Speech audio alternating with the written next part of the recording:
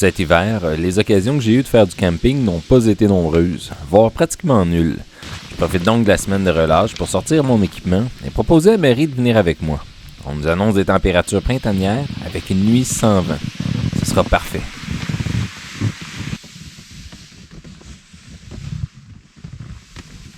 On est sur la terre d'un ami, près du mont Saint-Hilaire.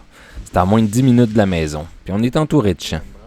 L'emplacement choisi pour installer la tente dépend habituellement des vents annoncés, mais aujourd'hui, c'est pas trop un problème. Il devrait pas y en avoir.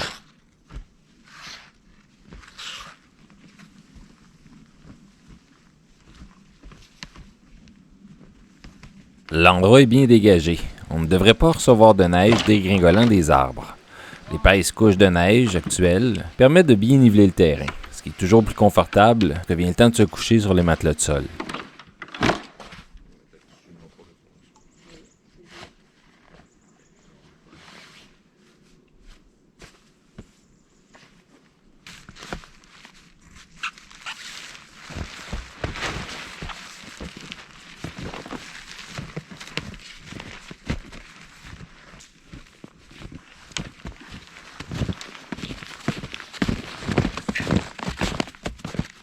On part à la recherche de branches qui nous permettraient de faire un tripode afin de suspendre la tente. Ça nous ferait plus de place à l'intérieur.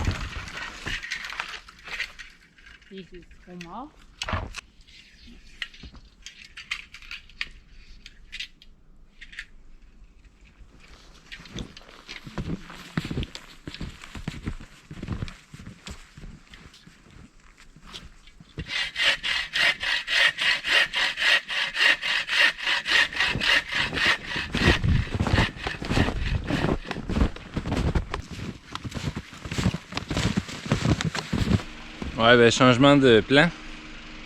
Le lot d'à côté, c'est une érablière. Puis le monsieur est venu installer une machine pour commencer à pomper. Il m'a dit que ça fonctionnait 24 sur 24. On va s'en aller à l'extrémité nord-est de la terre. Évitez d'entendre ça cette nuit. On déménage.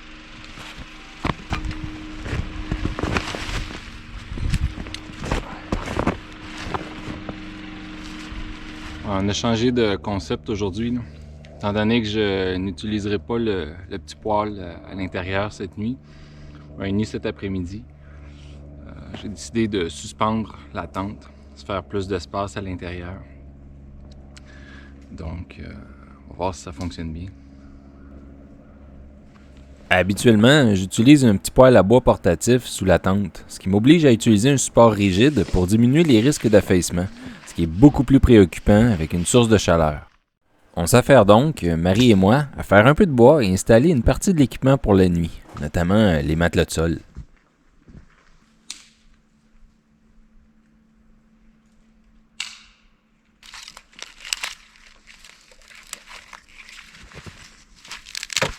Excuse-moi.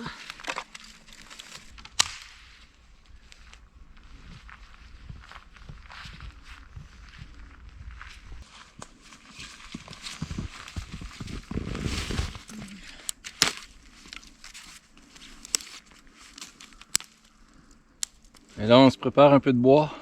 Moi, j'ai envie d'un chocolat chaud. Et pour ça, ça prend une source de chaleur. On va se partir un feu. Faire du bois pour demain matin aussi. On a quelques branches de bois assez morts à brûler. Puis on s'est amené quelques bûches de la maison aussi. Ça fait durer le plaisir un peu plus.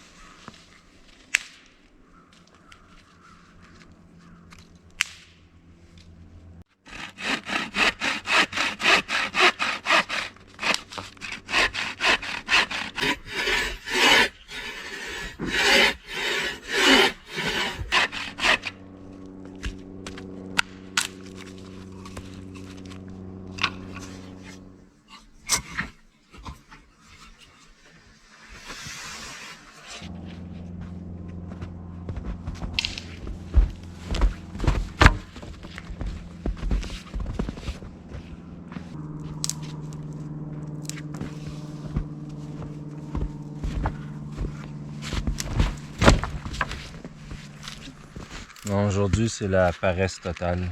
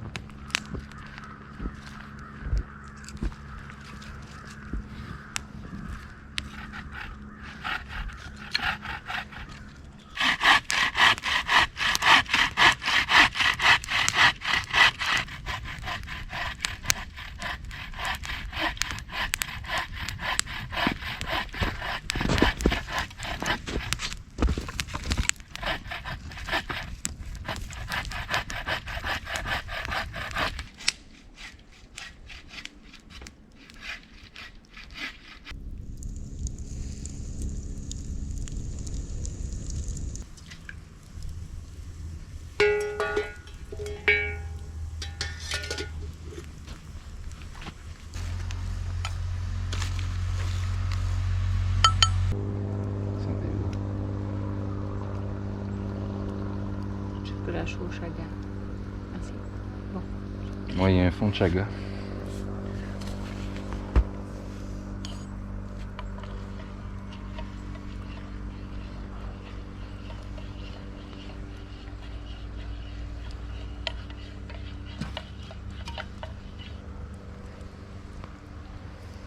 Si. Ouais.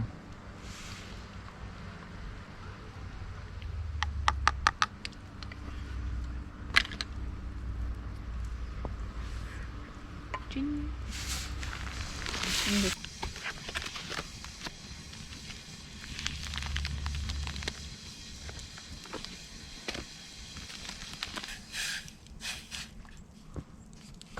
Ça, c'est une soupe qu'on n'a pas mangée sur le bateau.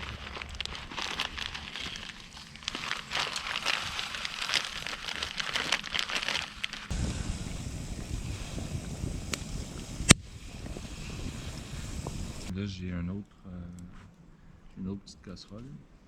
Ok. Mais je peux manger dans J'ai mon verre. celle-là. Ah, aussi. Oh, Je sais pas comment on va faire pour continuer.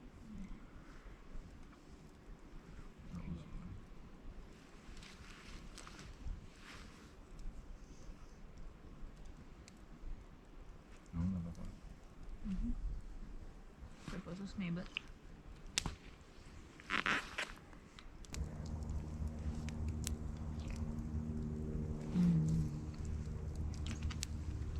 Ouais, il y a du spicy.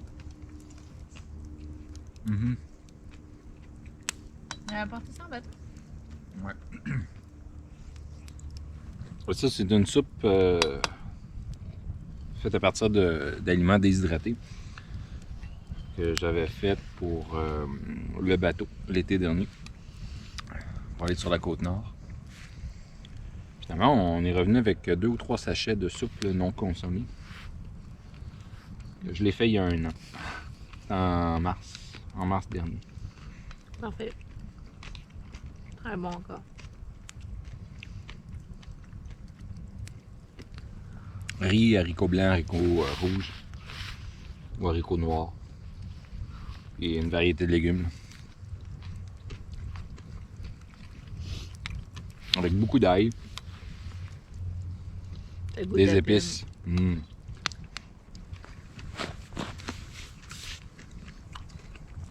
Ce qu'il y a de mieux pour se réchauffer. Ouais.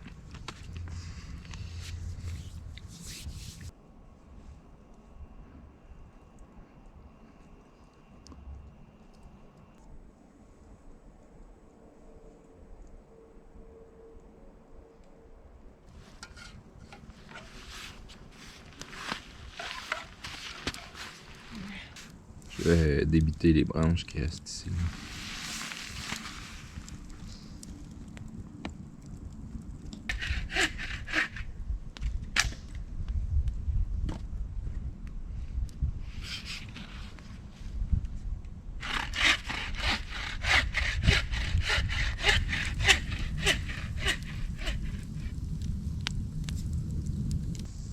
Pendant que c'est encore clair, parce que la noirceur s'en vient, ce sera pas très très long. On va aller installer les sacs de couchage. Ils n'étaient pas dans leur sac de compression. Là. On se la joue un peu princesse. C'est vrai. Ils sont dans les sacs de rangement à longue durée. Là. Donc, on va quand même aller les dérouler pour qu'ils prennent leur volume pour que ce soit prêt tantôt. À 0 degré, avec cette épaisse couche de neige, on a décidé d'être plutôt conservateur en termes d'isolation au sol. N'étant par contre pas parfaitement équipé pour 2 concernant les sacs de couchage, je décide d'utiliser 2 sacs prévus pour des températures plus basses, mais en étant vêtu d'une simple couche de base très légère pour la nuit. Le sac rouge a une température de confort de moins 10 degrés et son isolant est synthétique. Le gris, quant à lui, est en duvet et il est prévu pour être confortable à moins 20 degrés. Inutile de dire que Marie l'aura maintenu en partie ouvert pendant la nuit afin d'éviter d'avoir trop chaud.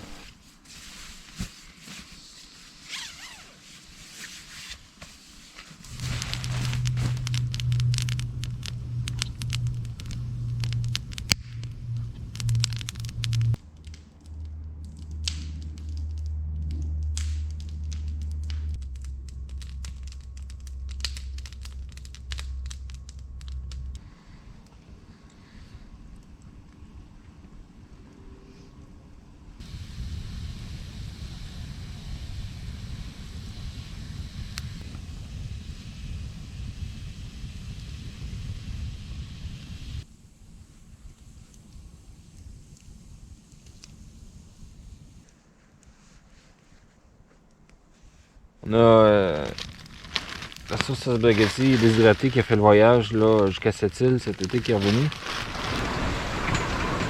Eh oui, les plats déshydratés maison, c'est quelque chose qu'on utilise beaucoup sur le bateau l'été. Ça rend la logistique des repas beaucoup plus simple dans certaines conditions de mer, en plus d'avoir beaucoup d'autres avantages en termes de poids et de durée de conservation. Mais ça, c'est une portion familiale, donc je vais faire cuire les pâtes. Mettre ça sur la braise, ça sera pas très très long. Puis c'est du correct, on en fait juste la moitié. Ouais.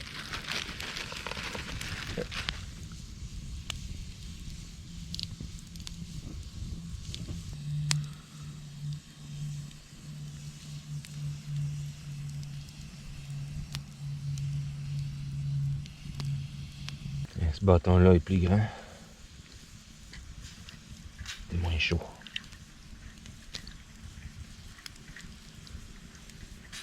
Ah, c'est chaud pareil, mon Dieu. Ouais. Et on se met. Je veux quand même que ça boue là.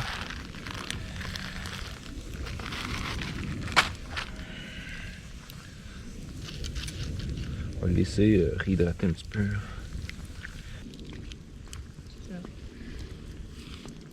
C'est très chaud. Vraiment, on peut juste la réserver un peu. Dans la glace. Ah oui. Ça sent bon, en tout cas.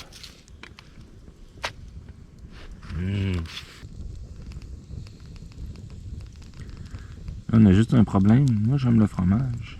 Non. C'est non.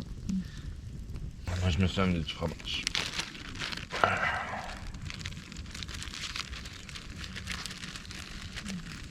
Là, je vais avoir des épices à la cendre.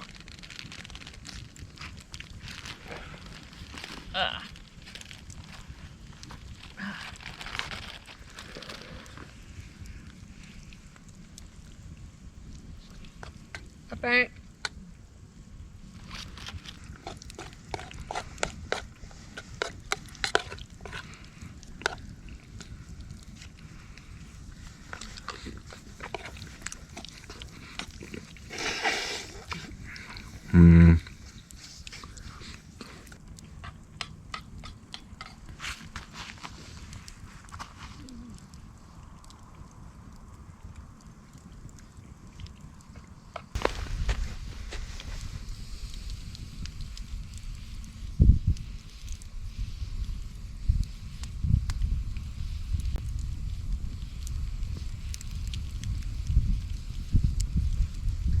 J'ai mis ça sur ton sac rouge. Fermé. Sur le sel du fond? Non, c'est le sac. Ok, comme sur la toile.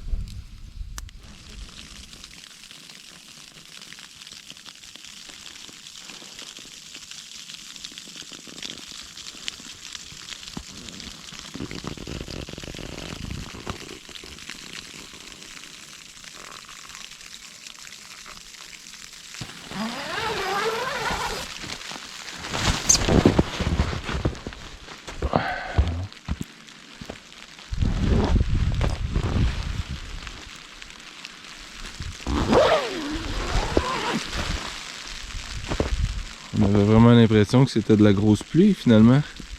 C'est du grésil. Et moins pire.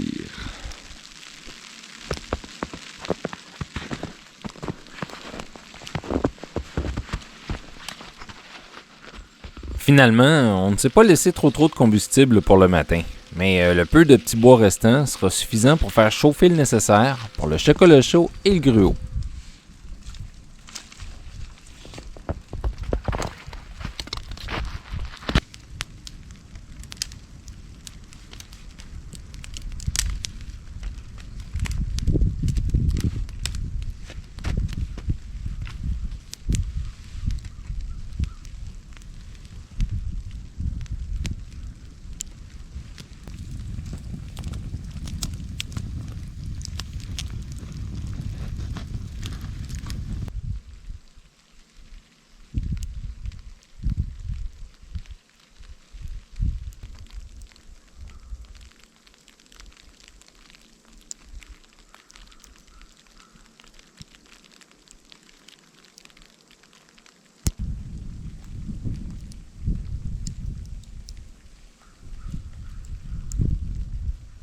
Des feuilles marcescentes.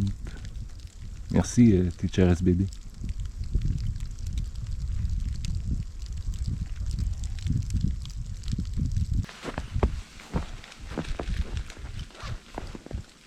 Quand je dis dans le fond,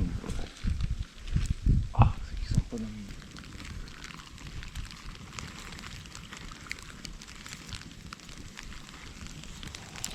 Il y a de la palotte, hein?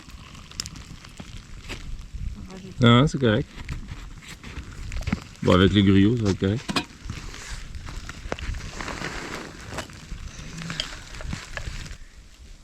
Tu veux que j'aille chercher le gruyot?